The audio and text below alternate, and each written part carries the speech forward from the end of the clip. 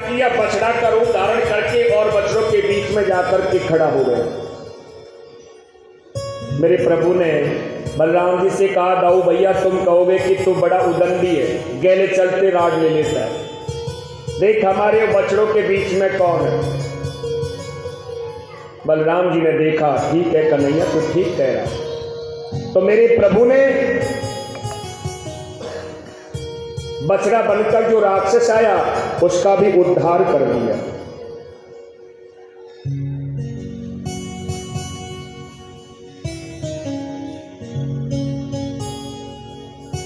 और ये बछड़ा राक्षस कौन था? बोले इसका नाम था व्रतासुर। और व्रतासुर किसे कहते? मन की चंचल व्रतियों को व्रतासुर कहते।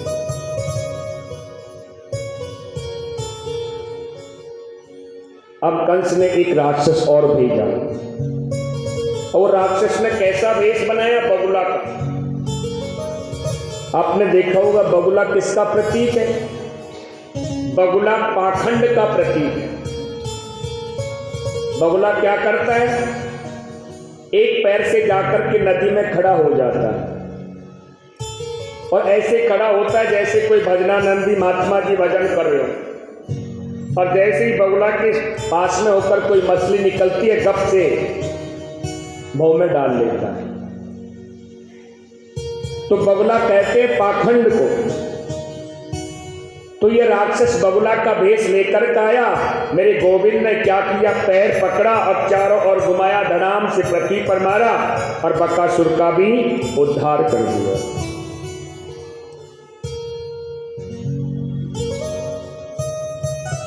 आज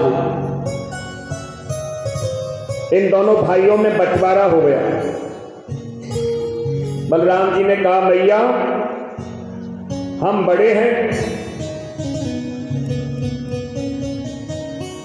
इसलिए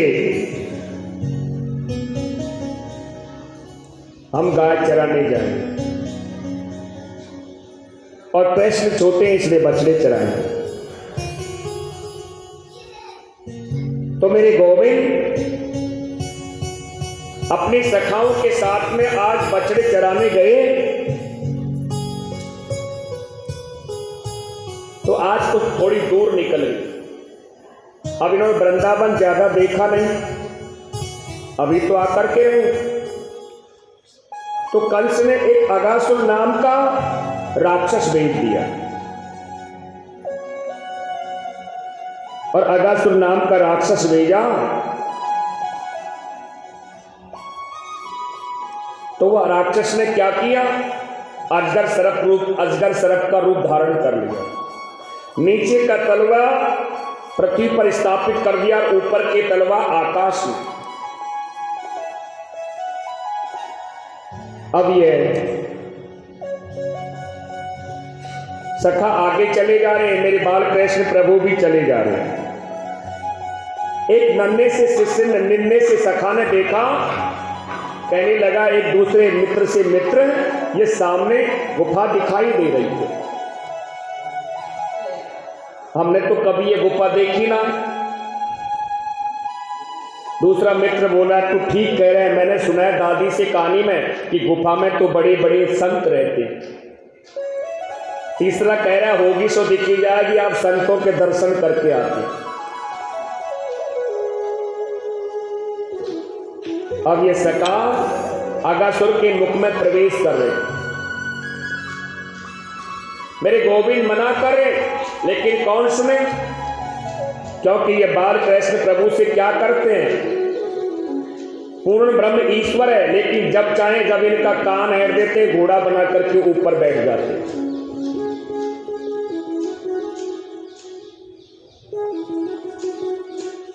अब जैसे ही ये अंदर घुसे, एक सखा बोला, भैया मुझे तो कुछ गड़बड़ लगती दिखती है, क्या हुआ? बोले ये गुफा में ये डल्लपके से गद्दे, क्योंकि जीव कैसी होती है आपको पता है। बोले दूसरा कहता है, एक प्रश्न करता है, दूसरा उत्तर दे देता है। अरे बढ़िया संत, ऊंची कोटि के जहां संत रहते वो गुफा ऐसी होती है। आगे बढ़े, अब सब ग्वाल बाल आगे बढ़ रहे हैं, बछड़े भी जा रहे हैं, मेरे बाल कृष्ण प्रभु बाहर खड़े हैं, कौन सुने? आगे बढ़े तो आगे जाते ही आपको पता है सर्प का मुख अंदर से लाल होता है। एक ने कहा भैया ये गुफा लाल कैसे? बोले बढ़िया गुफा होती है ना, उसका रंग भी लाल ही होता है। आगे थोड़े बढ़े तो सर्प के दांत दिखाई दे गए। बोले भैया ये सफेद सफेद क्या है, खूंटी सी? दूसरा कहता है तुझे पता है इन संतों का क्या नियम है? बोले जो भी कोई इनसे मिलने आए तो अपनी सामग्री जो वस्तु है ना सामान वो खूंटियों पर टांग के आए। अब जैसे ही अंदर घुसे कहा भैया मुझे तो गड़बड़ लग रही है। एक कह रहा कोई बात नहीं, अरे संत होंगे तो दर्शन कर लेंगे, और संत नहीं हो तो हमारा कन्हैया है ना पीछे, जैसे और राक्षसों का मारा ऐसे इसे भी मार देगा। अब सारे के सारे अंदर गए तो अंदर तो अंधेरा। अजगर अगासुर भी अपना मुख खोल करके बैठा है, पड़ा हुआ है, सोच रहा है कि जिसको मारने के लिए मैं आया हूं अभी तक तो बाहर खड़ा है। अब मेरी बात कृष्ण प्रभु ने मन में विचार किया कि हमारी सखाई चली गई तो हम क्या करेंगे यार, चलो हम भी चलते हैं। अब जैसे ही बाल कृष्ण प्रभु ने मुख में प्रवेश किया, सज्जनों कहते हैं कि अगासुर ने तुरंत अपना मुख बंद कर दिया। मेरे प्रभु जाकर के गले में बैठ गए और बैठ करके क्या किया प्रभु ने, आपको पता है मेरे गोविंद तो चींटी से भी छोटा बनना जानते हैं तो पहाड़ से भी बड़ा बन जाते हैं। तो मेरे प्रभु ने क्या किया, अपने शरीर को फुलाना प्रारंभ किया, और जब शरीर को फुलाना प्रारंभ किया तो अगासुर को श्वास लेने में तकलीफ हुई और अगासुर का प्राणांत हो गया। अब मेरे गोविंद ने सब सका अचेत पड़े, बच्चे ग्वाल बाल सब अचेत पड़े, अपनी अमृत बरसनी मुरली के द्वारा सबको वापस चेतन अवस्था में जागृत कर दिया, क्योंकि ये मुरली है ही ऐसी। काना हो काना तेरी मुरली नींद चुराए, हो कान्हा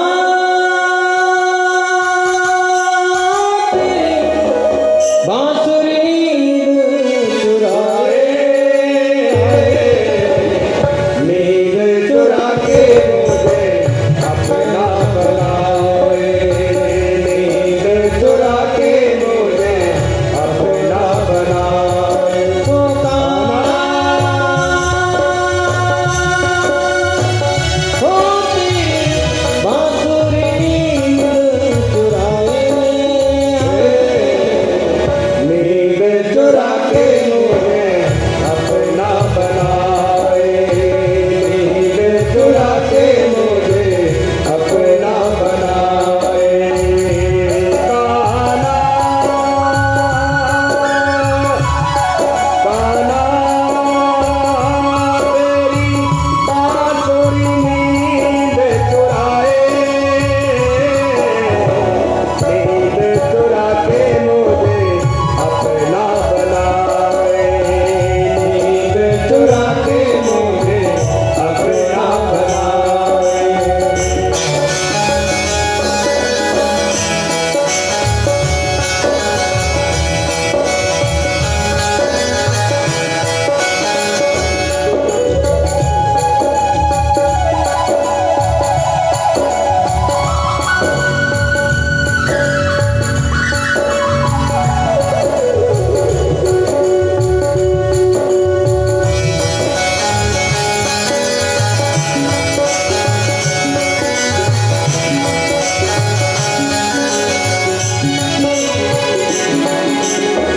चुप चुप रहूं काना दुनिया से दूरी रे, टूट जाए मेरी प्रीत की डोरी रे। चुप चुप रहूं कान्हा दुनिया से चोरी रे, टूट न जाए मेरी प्रीत की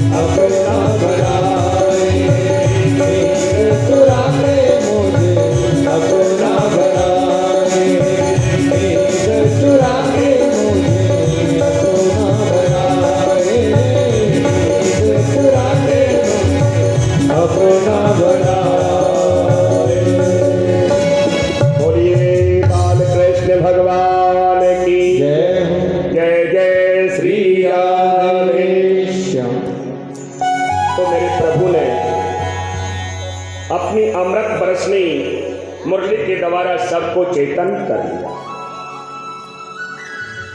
अब ये सब सखा आ गए, सबने सब एकत्र होकर के बैठे हुए कह रहे हैं कि आज वैसे भी बहुत सो लिए, क्योंकि सबको ऐसा लगा कि हम सो कर के उठे, चलो भोजन करते हैं, जोर की भूख लगी हुई है। अब जैसे ही अब सब सखा बैठे हुए और बीच में मेरे बाल कृष्ण प्रभु बैठे हुए, तो सब सखा क्या कर रहे हैं, क्या कह रहे हैं, देख कन्हैया मेरे घर की पकौड़ी खा करके देख कितनी स्वादिष्ट है। कोई कहता है देख कन्हैया मेरे घर की बेजड़ की रोटी खा करके देख कितनी स्वाद। सब अपने अपने घरों की अपने घरों का भोजन खिला रहे। बिभ्रदवेन जठरपटयो श्रृंगवेत्रं च कक्षे वामे पानो मृसं कवलं तलफलांगलेषु तिष्ठमं मदं सौघृतं हासं नरभं स्वयं सुरगे लोकाभिसंत भुवजिं यज्ञभुकं बालकेली। और उसी सखाओं में एक मधुमंगल नाम का सखा भी, यह पूर्णमासी पुरोहितनी का बेटा है, और इनके घर इतनी नितांत गरीबी है कि सुबह खाए तो शाम का ठिकाना नहीं और शाम को खाए तो सुबह का ठिकाना नहीं। तो ये गोविंद के साथ में ही रहते। अब मधुमंगल के मन में विचार आया कि ये सभी सखा मेरे सखा कृष्ण को अपने अपने घरों का भोजन खिला रहे, आज मेरे पास में भी कुछ होता तो मैं भी इसे खिला देता। कहते हैं कि भक्तों, यदि किसी मेरे भगवान के भक्त के हृदय में कोई बात आ जाती है तो मेरे गोविंद उसे पूरी करते, भक्त की मन की जान लेते। अब सब सखाओं से कह दिया भैया आज हम तुम्हारे घर का भोजन नहीं करेंगे, आज तो हम मधुमंगल के घर का ही भोजन करके मानेंगे, मधुमंगल का ही घर के भोजन करेंगे। अब जैसे ही मधुमंगल का नाम लिया सब सखाओं के बीच में मधुमंगल बड़ा खुश हुआ। हाँ हाँ कन्हैया भैया अभी घर गयो और अभी तेरी ताई भोजन लेकर के आ रहा। अब ये दौड़ा दौड़ा मधुमंगल घर चला गया। माता पूर्णमासी पुरोहितनी बैठी बैठी भगवान का भजन कर रही है, और जैसे ही मधुमंगल को देखा, रे बेटा आज तू इतना जल्दी कैसे आ गया? बोले मैया आज क्या बताऊं, कन्हैया ने मेरा कितना मित्रों के सामने कितना मान सम्मान करा, कितना मान सम्मान रखा, मैं क्या बताऊं, जल्दी से कन्हैया की ताई कुछ खाने के लिए दे दे। मैया ने कहा रे बेटा तुझको पता है हम ही दूसरे पर आश्रित हैं, अरे यजमान के यहाँ से कुछ आ जाता है तो 2 टिक्कट बनाकर नमक डाल करके पा लेती, हमारे पास में क्या है मैया। लेकिन कन्हैया ने पहली बार मांगा कुछ तो दे। देख बेटा मधुमंगल परसों की खड़ी रांधी थी और वो हांडी में खड़ी रखी होगी, देख ले। अब मधुमंगल ने वो खड़ी को देखा, देख करके सूंघा तो मन भी खट्टा हो गया। पर सोचा कि कन्हैया बड़ा जिद्दी है, अगर घर का मांगा है खाने के लिए तो जरूर खा करके ही मानेगा। एक काम करता हूँ उस खड़ी को ले चलता। अब वो खड़ी को लेकर के मधुमंगल आ रहा। सब सखाओं के बीच में मेरे बाल कृष्ण प्रभु बैठे, ऊपर से ब्रह्मा जी भी देख रहे। अब जैसे इन सखाओं के पास में थोड़ी दूर से कुछ मन में फिर भाव बदल गया कि मेरा गोविंद तो माखन मिश्री खाता है, और एक मैं हूँ पहली बार आज कन्हैया ने मेरे घर का भोजन मांगा है और मैं क्या ले जा रहा हूँ, खट्टी खड़ी। नहीं मैं खट्टी खड़ी नहीं खिला सकता। फिर सोचा इसे डुबा देता हूँ। फिर मन में सोचा कन्हैया बड़ा चतुर है, हेर लेगा, खोज कर लेगा, क्या करूं। तो मधुमंगल ने क्या किया, एक तरफ तो उधर को झांक रहा है और वो इसमें जिस पात्र में खड़ी है उसको लगा करके पीना प्रारंभ कर दिया। अब आपको पता है जल्दी जल्दी किसी से डर से आप कोई वस्तु का सेवन करते तो आधी बाहर और आधी पेट के अंदर। अब मधुमंगल की खड़ी बह रही है। इतने में एक सखा की नजर पड़ गई। कहा देख भैया कन्हैया वो मधुमंगल का कर रहे है, क्या कर रहे हो? देख तेरे ताई खड़ी लेकर के आए और वो शमी पान कर रहे हो। अब ये सब सखा दौड़े दौड़े भगवान कृष्ण भी आ गए। चौरे मधुमंगल, अरे हमने तेरे घर का भोजन खाने के लिए कहा था तो शमी पान कर रहा है खड़ी का। बोल देख कन्हैया भैया मुझे माफ कर दे, ये खड़ी बड़ी खट्टी थी। मैंने सोचा मेरा कन्हैया मेरा मित्र तो माखन मिश्री खाए, इसलिए एक बात क्षमा कर दे, मैं कल तेरे ताई में पकवान बना करके लेकर के आऊंगा। बोले नहीं मधुमंगल, आज तो हमने प्रण किया कि आज तो हम तुम्हारे घर का भोजन करके मानेंगे। जब मेरी बाल कृष्ण प्रभु हट पकड़ गए, मधुमंगल ने कहा जब है ही ना है तो करे वो कहां से? मेरे प्रभु ने कहा मेरे लिए तो मित्र बहुत है। क्या किया? अपने जीभ निकाल करके मुख को चाटना प्रारंभ कर दिया। सुखदेव स्वामी कह रहे राजा परीक्षित यही दृश्य ब्रह्मा जी देख रहे थे। ब्रह्मा जी ने कहा राम राम, ये भगवान कैसे हो सकता है दूसरे की झूठी खा रहा है। फिर सोचा लेकिन जन्म हुआ तो स्तुति करने तो हम भी गए थे, ऐसी गलती थोड़ी हो सकती है। अब जैसे ही खड़ी का पान किया, अब ये सब और सखा गए बछड़ों को ढूंढने के लिए। ये तो खाने में ही व्यस्त हो रहे। कहा भैया हम तो खाने में ही लग रहे हैं, हमारे बछड़े न जाने कहाँ चले गए। ब्रह्मा जी ने मन में सोचा कि मैं परीक्षा लेकर के देखता हूं, यदि भगवान हुआ तो कुछ न कुछ माया रचेगा, और नहीं हुआ तो पता चल जाए कि ये भगवान नहीं। तो ब्रह्मा जी ने क्या किया, बछड़ों को चुरा करके ब्रह्मलोक में ले गए। अब ग्वाल बाल बछड़ों पे हिरते हिरते आगे बढ़े और ग्वाल बालों को भी हरण करके ब्रह्मलोक में ले गए। अब मेरे प्रभु आवाज लगाते अरे मधुमंगल, अरे श्री रामा, अरे भैया तुम कहाँ हो? अब वो तो सब ब्रह्मलोक में, कौन बोले? फिर मेरे प्रभु ने सोचा आखिर में ये सब कहाँ चले गए। दृष्टि डाल करके देखा, अच्छा तो ये चालाकी हमारे पुत्र ब्रह्मा ने हमारे साथ में की है। ब्रह्मा को पता नहीं कि हम तुम्हारे पिताजी लगते हैं। मेरे प्रभु ने क्या किया, जितने ग्वाल बाल और जितने बछड़े थे उतने स्वरूप धारण कर लिए। यावदंबत संवत्सं काल्पं पुरुयातं कराग्रं व्याधिकं यावद यष्टि विषाण वेणुदलह्यं यावदिवंबरं यावच्च गुणाधिकृतं वयं यावतं विराधितं सर्वं विष्णुमयं गिरुवदं सर्वस्वरूपो बभूव। कि जितने ग्वाल बाल जितने बछड़े मेरे प्रभु ने अपने स्वरूप से बना लिए। अब रोज जैसे रोज की भांति जाते करने के लिए लौट करके आते हैं वृंदावन में, तो रोज ऐसे आ रहे। इधर ब्रह्मा जी ने देखा कि अभी साधारण बालक हुआ तो रोता हुआ मिलेगा, और मैं जाकर के देखा तो वही ग्वाल बाल वही बछड़े। ब्रह्मा जी ने सोचा कहीं हमसे भूल नहीं होगी हो, वो आगे हो। ब्रह्मलोक में जाकर के देखा तो वही ग्वाल बाल बछड़े। इधर आज जैसे ग्वाल बाल बछड़े लौट करके आए, पहले से भी ज्यादा इन ग्वाल बालों को गोपियां प्रेम करती हैं। गाय बछड़ों से बहुत ज्यादा प्रेम करती है। एक दिन बलराम जी ने देखा क्या बात है, आजकल पहला इतना प्रेम तो हमने कभी नहीं देखा।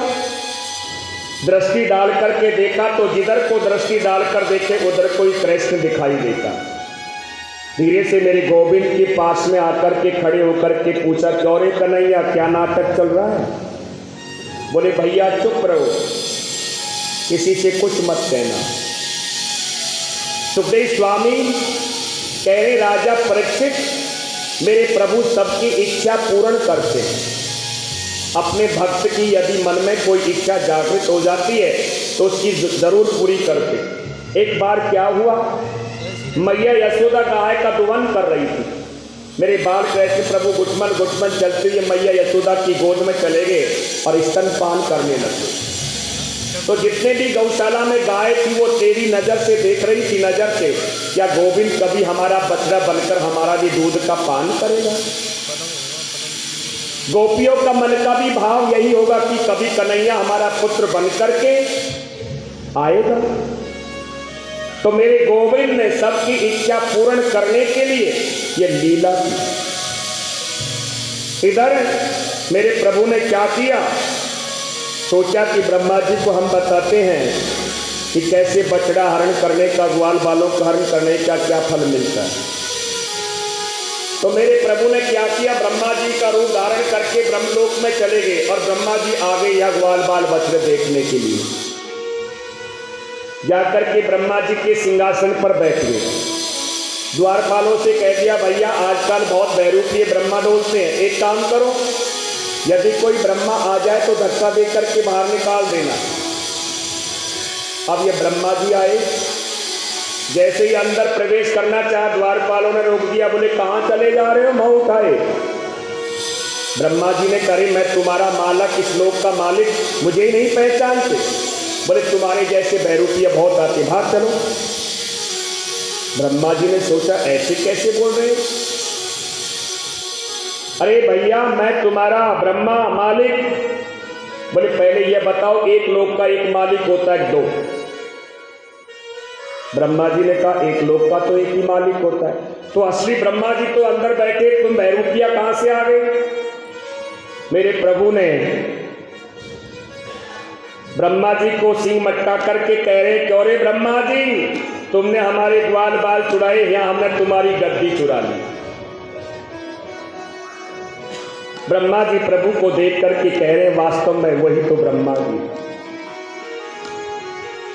कहते हैं कि 40 मंत्रों से ब्रह्मा जी ने मेरे बाल कृष्ण भगवान की स्तुति की, लेकिन मेरे प्रभु ने एक शब्द नहीं बोला।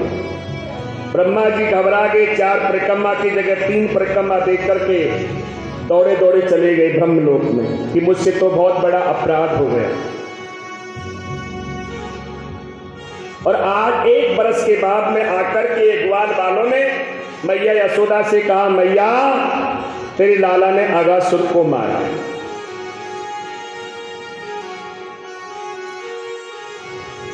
तो मेरे प्रभु की एक से एक बढ़कर के लीला। कहते हैं कि गोविंद का मन एक बार गोविंद के चरणों में लग जाता है तो फिर उसी का बनकर के रह जाता है।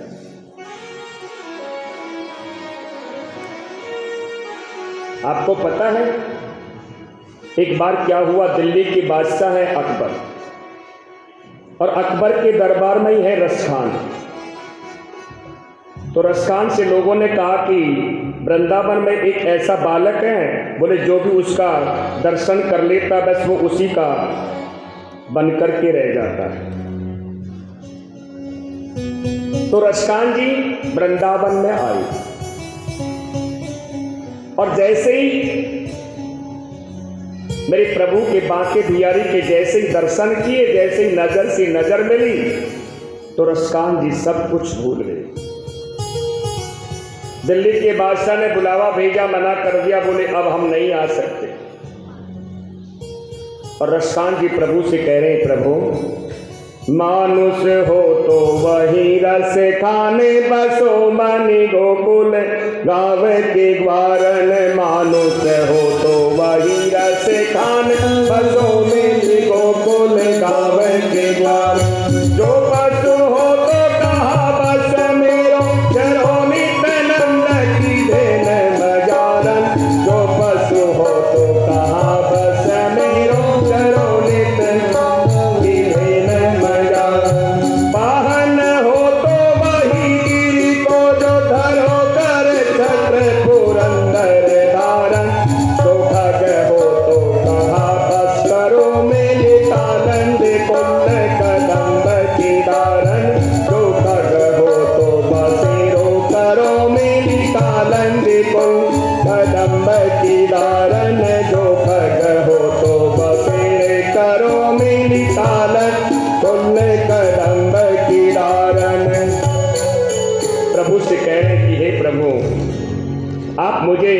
मनुष्य नहीं बना सकते तो कुछ भी बना दीजिए, पशु पक्षी कुछ भी। तो मेरे गोविंद के चरणों में बोले मन एक बार लगना चाहिए, यही सर्वोत्तम भक्ति। आज मैया यशोदा से मेरे बाल कृष्ण प्रभु कह रहे मैया अब हम बड़े हो गए, हमें गाय चराने की अनुमति मिलनी चाहिए। तो मैया यशोदा ने आज बाल कृष्ण प्रभु के हाथों से गौ पूजन कराया। आपको पता है कार्तिक में गोपा अष्टमी आती है, तो उसी दिन बाल कृष्ण प्रभु के द्वारा गाय का पूजन कराया और गायों के ऊपर स्वास्तिक बना करके चंदन आदि छिड़क करके बोले सींग भी मटे हुए हैं, आज पहली बार मेरे बाल कृष्ण प्रभु गाय चराने के लिए जा रहे हैं।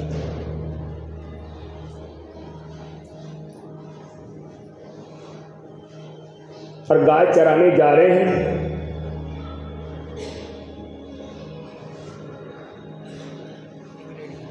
तो सुखदेव स्वामी कह रहे राजा परीक्षित, जब प्रभु गाय चराने चले गए तो मैया यशोदा का मन नहीं लगा, क्योंकि अभी तक बछड़े चराता था तो नजदीक रहता था। आज पहली बार गाय चराने के लिए गया है। मन में सोचा पता नहीं कन्हैया ने भोजन किया हो कि नहीं। फिर सोचा कि उसके साथ में बलराम उसका ध्यान रखेगा। आज बाल कृष्ण प्रभु जैसे गाय चरा करके लौट करके आ रहे हैं, सुखदेव स्वामी कह रहे राजा परीक्षित मेरे प्रभु की दृश्य को देखो, मेरी प्रभु की छवि को देखो। हजारों गाय हैं और उन गायों के बीच में मेरे बाल कृष्ण प्रभु आ रहे हैं और उन गायों के चरणों से सायंकाल की बेला है, थोड़े पसीने आए हुए हैं और उन गायों की चरणों से उड़ करके जो धूल उड़ती है वो मेरे प्रभु के मुख पर चिपक जाती, ऐसे लगते हैं जैसे कोई मोती चिपक रहे। त्वं गौरजं कुंतलं वर्धं वयं प्रसूनं रुचिरं क्षणं चारुहासं वेणु प्रणतमनुरुगीत कीर्ति गोपदृशं गोपगमनं समेतः। गौ चरा करके लौट करके आ रहे हैं। जगत गुरु वल्लभाचार्य ने भी प्रभु की इसी झांकी के दर्शन किए थे। कहते हैं कि जगत गुरु वल्लभाचार्य को मेरे प्रभु ने इसी रूप में दर्शन दिए, जिसे जगत गुरु वल्लभाचार्य ने एक मधुरा अष्टक की रचना की। मेरे प्रभु के स्वरूप का वर्णन कर रहे हैं। अधरं मधुरं वदनं मधुरं नयनं मधुरं असितं मधुरं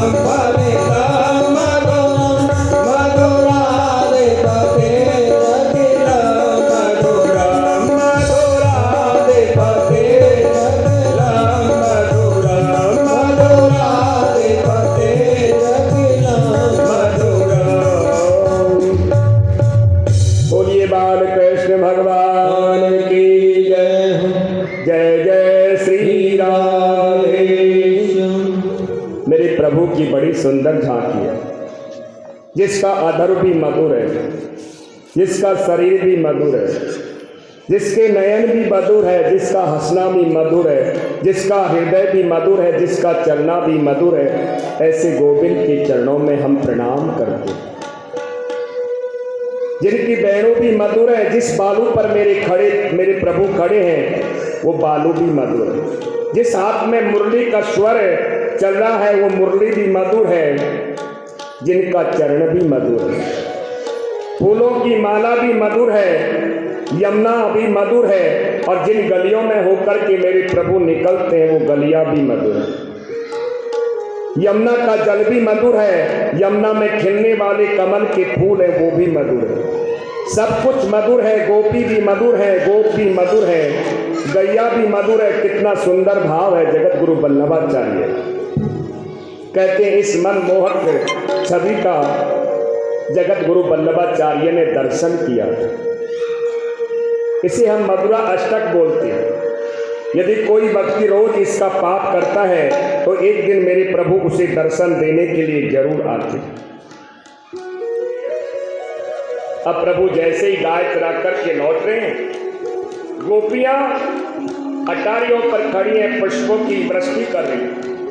मैया यशोदा थाल लेकर के पूजा का खड़ी हुई है द्वार पर। पहली बार कन्हैया गाय चरा करके लौट करके आ रहा। मैया ने मेरे प्रभु की तिलक लगाया, गायों की पूजा की। कहा बेटा तो भूखो तो ना रहे, क्योंकि मैया यशोदा कहती है कृष्ण और बलराम दोनों मेरी बाएं और दाएं नेत्र हैं। आज बाल कृष्ण प्रभु सो रहे हैं, मैया यशोदा बाल कृष्ण प्रभु को कहानी सुना रही है। मेरे प्रभु मन में सोच रहे कि मैं यहां आया, अवतार लेकर के आया हूं किस प्रयोजन से? अपने भक्तों का दुख दूर करने के लिए, अपने भक्तों को प्रेम करने के लिए। मैं तो यहां लीला में मस्त हूं, लेकिन कालीधर में एक कालिया नाग रहता है।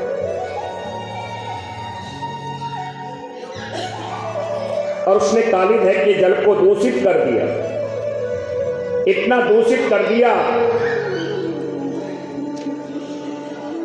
कहते हैं यमुना जी का जल एक बहुत बड़ी दरार में रुका हुआ है, उसे ही कालीधर कहते हैं। यमुना नाम है भक्ति का, यमुना कहते हैं भक्ति को, और इंद्रियों को यहां कालिया नाग बताया। विलोकम दूषितम कृष्णा कृष्ण कृष्णहीना विभु तस्यम विशुद्धमक्षम सर्पम तवद्वासयात्।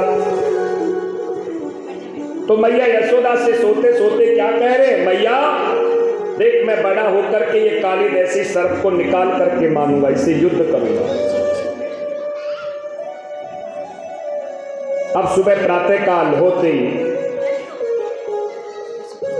सब इनके सखा आगे बोले कन्हैया चलते हैं गाय चराने के लिए, समय हो गया। बोले भैया आज गाय चराने की छुट्टी। क्यों कन्हैया? बोले भैया किसी दिन छुट्टी भी रखनी चाहिए खेलने की तारीख। चलो आज खेल खेलेंगे। क्या खेल? बोले कंदुक क्रीड़ा का खेल। अब राधा रानी के भाई हैं श्रीदामा। श्रीदामा ने कहा देख कन्हैया, रेशम के पट्टे की डोरी की मनी हुई गेंद तो मेरे पास में। मेरे प्रभु ने कहा तो चंदन का बल्ला हमारे पास में, चलो। अब ये सखा बाल कृष्ण प्रभु के सखा चल दिए। सखाओं ने पूछा भैया कन्हैया कहाँ खेलेंगे? बोले कालीधर के किनारे। बोले भैया नहीं जाएंगे हम, हमें नहीं जाना। क्यों? बोले भैया हमारी माता पिताओं ने कितने ब्राह्मण जिमाए, कितनी पूजा पाठ की जब तो हमारा जन्म हुआ, और कालीधर में जाकर के कोई हमको मरना थोड़ी है। मेरे प्रभु समझा रहे अरे हम कोई कालीधर में थोड़ी कूदेंगे, हम तो किनारे खेलेंगे। अब शका है, चल दिए आगे से आगे बलराम जी। बलराम जी ने कहा, क्यों रे कन्हैया, सुबह सुबह कहाँ जा रहे हो है? अब मेरी प्रभु मन में सोच रहे, यदि बलराम जी साथ में लेंगे, और बलराम जी हैं शेषनाग अवतार, और ये अपनी बिरादरी का पक्ष जरूर लेंगे, ये कालियानाग को निकालने नहीं देंगे। कहा, भैया हम खेलने जा रहे हैं। ठीक है कन्हैया, मैं भी तुम्हारे साथ में चलता हूं। बोले, भैया क्षमा करो, आप बड़े भाई हैं, आपके साथ में खेलने में भैया मुझे शर्म आती है। ठीक है, तो कन्हैया बोले, आगे मत जाना, उद्दंडता मत करना। ठीक है भैया। अब ये काली देव पर खेलने के लिए आ गए, और काली देव पर खेलने के लिए आए। काली देव पे खेलन आयो री मेरो छोटो सो कन्हैया। काली देव पे खेलन आयो री मेरो बारो तो कन्हैया। काली देव पे खेलन आयो री मेरो बारो तो कन्हैया। मेरो बारो तो कन्हैया, मेरो छोटो तो कन्हैया। मेरो बारो तो कन्हैया, मेरो छोटो तो कन्हैया। काली देव पे, काली देव पे, काली देव पे खेलन आयो री मेरो बारो तो कन्हैया। काली देव पे खेलन आयो री मेरो बारो तो कन्हैया।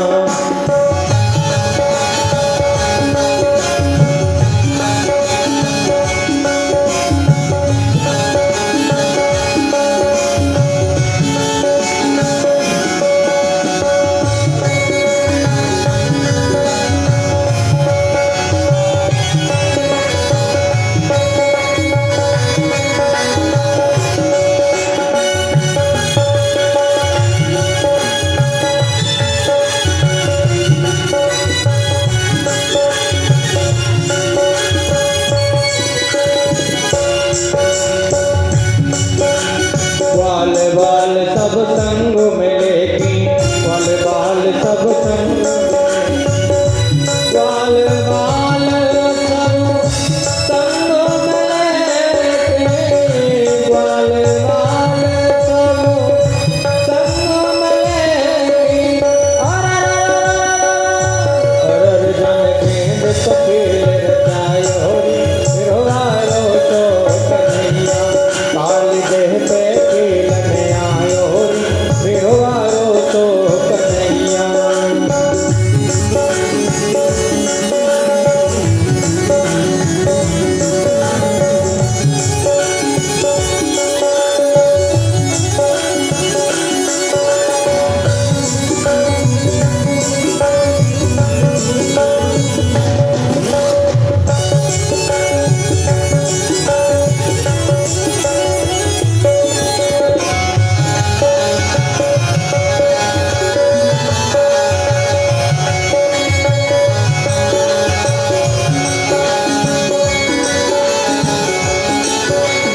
पटरे चमकी गेंद बनाई लई, पटरे चमकी गेंद बनाई लई, पटरे चमकी गेंद बनाई लई, पटरे चमकी गेंद बनाई लई।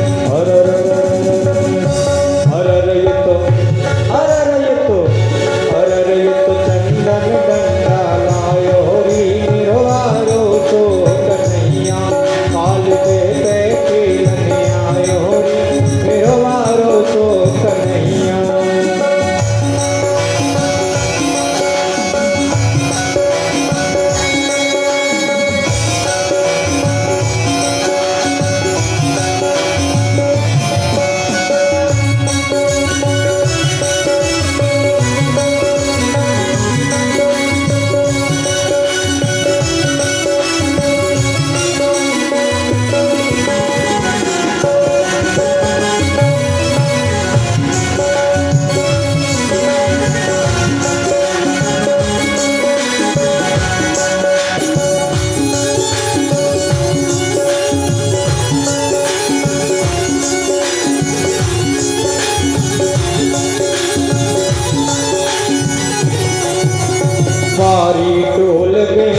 गई बहने, मारी टोल गेंद गई बहने, मारी टोल गेंद गई बहने, मारी टोल गेंद गई बहने। अरर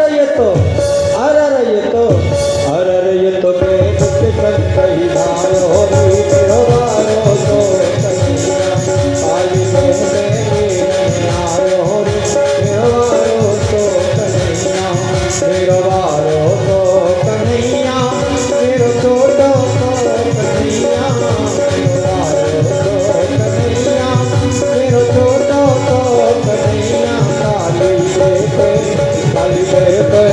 काली बेटे खेलने आयो री मेरो बारो तो कन्हैया, काली बेटे खेलने आयो री मेरो बारो तो कन्हैया। बोलिए बालकृष्ण भगवान की जय। जय जय श्री राम। तो अब मेरे गोविंद का खेल प्रारंभ हो गया। सब नंबर बाई नंबर वार गेंद पर टोल मार, बल्ला लगा रहे। अब जैसे ही मेरी गोविंद की बारी आई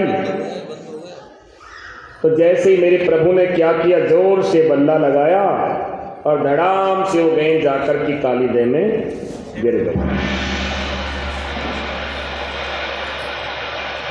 अब जैसे ही गेंद गिरी, सब सखा और राधा रानी भाई के श्री दामा बोले बड़े तेज तर्राज है, आकर के कहा चौरे कन्हैया पहले ये बता तूने हमारी गेंद को, मेरी गेंद को तूने काली देह में कैसे गिरी?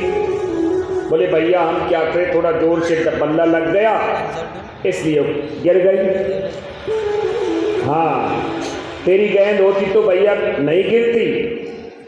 देख कन्हैया हम वही गेंद लेकर के मानेंगे, और वैसे भी खेलने में कोई छोटा बड़ो ना हुआ करे। अरे तेरे पास में 5 ग्राम ज्यादा होंगे, हमारे पास में कम होंगे, 24 ये भी राजा के पुत्र, ये भी राजा के। कन्हैया ने कहा भैया एक गेंद की बदले 5 गेंद दे देंगे। बोले नहीं हम तो हमारी वही गेंद लेकर के मानेंगे। मेरे प्रभु ने सखाओं ने कह दिया हाँ हाँ कन्हैया वही गेंद लेंगे। कहा तो तुम लोग नहीं मानोगे। अरे मैं काली देह में कूद जाऊंगा। बोले रहने दे, काली देह में कूद जाऊंगा। मेरे प्रभु ने कहा अरे देखो मैं काली देह में कूद जाऊंगा। अब मेरे प्रभु जाकर के कदम के वृक्ष के ऊपर चढ़े, काली देह के किनारे कदम का वृक्ष से जाकर के जैसे ही चढ़े और जैसे कूदने के लिए तैयार हुए सब, अरे कन्हैया अरे भैया नीचे आ जा, हमें ना चाहिए गेंद। मेरे प्रभु ने कहा नहीं अब तो हम तुम्हारी वही गेंद लेकर के आएंगे। और जोर से छलांग लगाई, काली देह में कूदे। सुखदेव स्वामी कह रहे राजा परीक्षित जैसे ही बाल कृष्ण प्रभु काली देह में छलांग लगाई, मैया यशोदा महल में बैठी थी, धक से सीने में आवाज। मैया दौड़ी दौड़ी बाहर निकल करके आई। पूछा भैया आज तुमने सुबह से मैंने कन्हैया को नहीं देखा, कन्हैया देखा है? सामने से बलराम जी आ रहे। अरे बलराम बेटा तूने कन्हैया को देखा? बोले हाँ मैया वो खेलने गयो है काली देह के किनारे। अरे बेटा तूने रोका क्यों नहीं? अरे परसों ही रात में मुझसे कह रहा था कि मैं काली देह से कालिया नाग को निकाल करके मारूं। अब तो ये ब्रजवासी समस्त ब्रजवासी दौड़े, वृंदावनवासी दौड़े दौड़े जा रहे हैं। और जैसे ही मेरे गोविंद ने छलांग लगाई, जितने भी मेरे बाल कृष्ण प्रभु के सखा थे वो धड़ाम से अचेत होकर के वहीं गिर गए।